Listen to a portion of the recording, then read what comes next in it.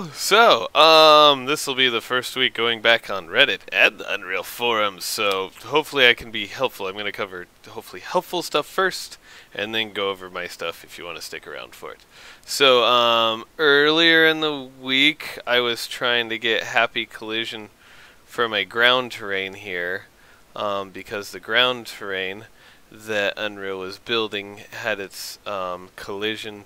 It was up too high above the ground, obviously. So what I found out, at first I was going to ask y'all how to fix that, but then what I found out was that in Maya or whatever program you're using, when you export an FBX as the world, if you want to use the exact same model as the collision, what you do is, for example, my whole city is exported through this one FBX, which is totally sloppy, but it's working for now.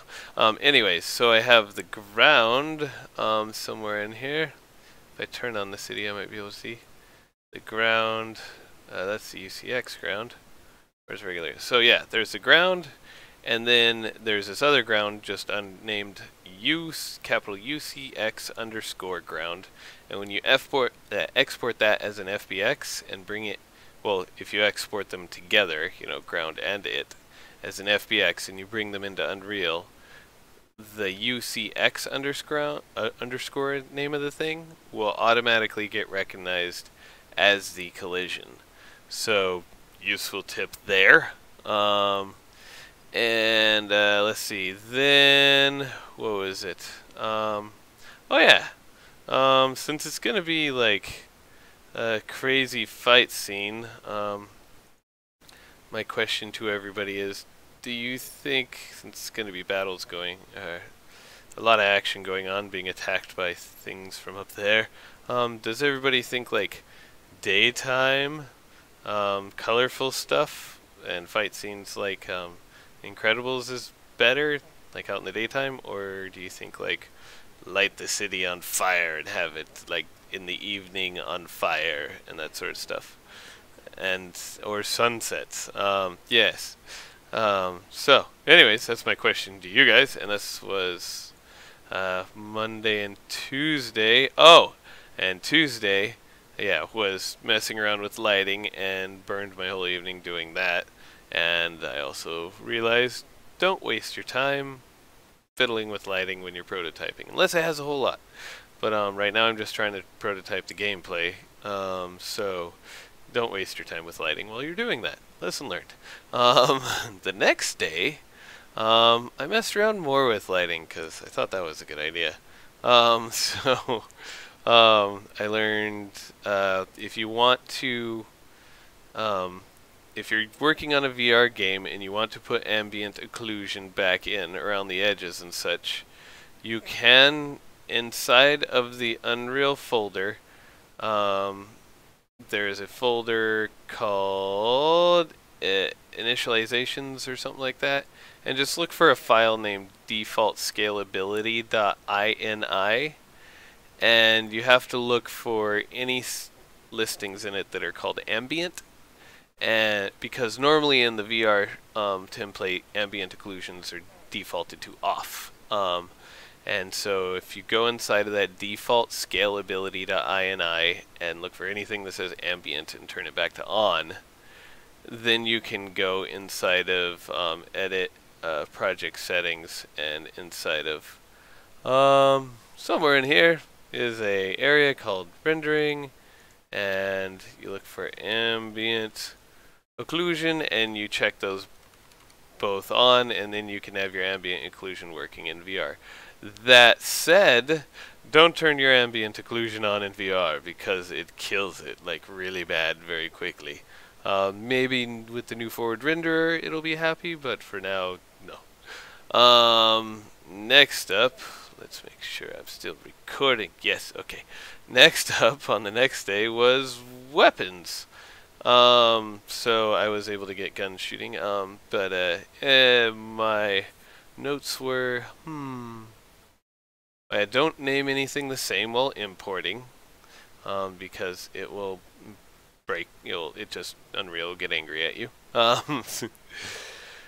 Oh yeah. When you work on the UI, or the gun controllers, know that when you bring in your mesh, if it's guns or whatever that you're replacing the hands with, know that you're going to have to rotate it by about like 35 degrees. So load it up, your gun will be pointed at your face, and then you just can rotate it inside of the editor in here somewhere.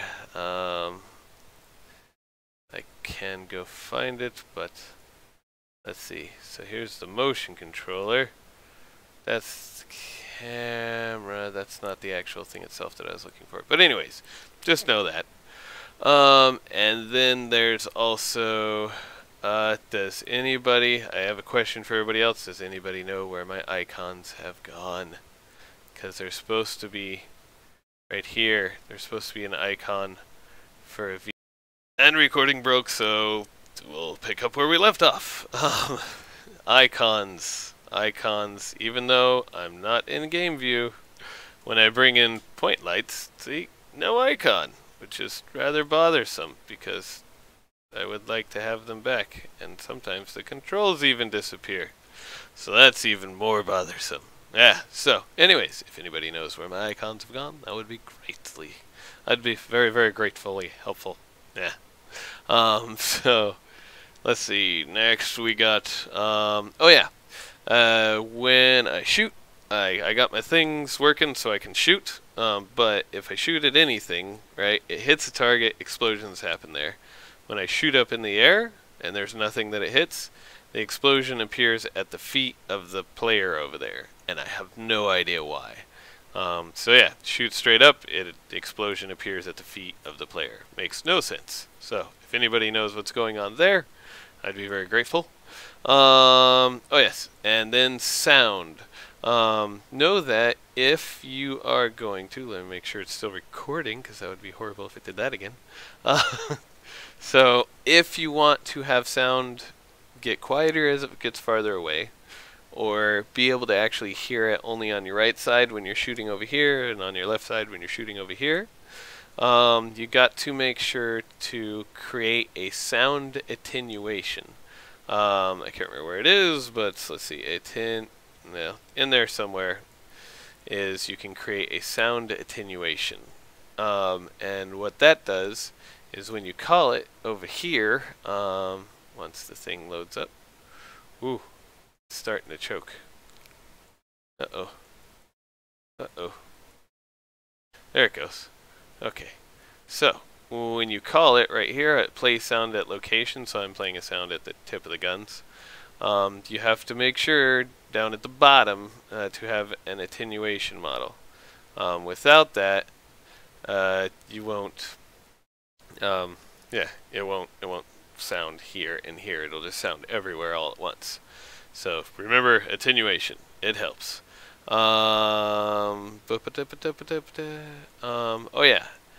And also, it would be useful if on the template, I'll be building it myself next go around, but if on the VR template, if the left hand was left hand was the left hand and the right hand had a right hand controller, and they were separate and not reverses of each other, because it just would make things easier for me. I don't know. You guys let me know if you think it would be easier, because right now the VR template is set up. They're both feeding off of the same actor or controller, whatever. One's just a reverse of the other. Whereas if they were two separate ones, it would be easier to, you know, shield over here, sword over here, or right hand, left hand commands. That's just me. I could be totally wrong because I'm totally noob at this, but it's an idea. Let me know what you guys think. What is it? Oh, yeah, I spent a bunch of time today working on this little fella, and when I should not have been doing that. I should have just, you know, right now it's a prototype. Just use spheres. That's what I should have done. Lesson learned. But hey, I had to get refamiliarized with animations because it had been a while, so I suppose that kind of works out. Oh, and I got the hang of this cool little physics.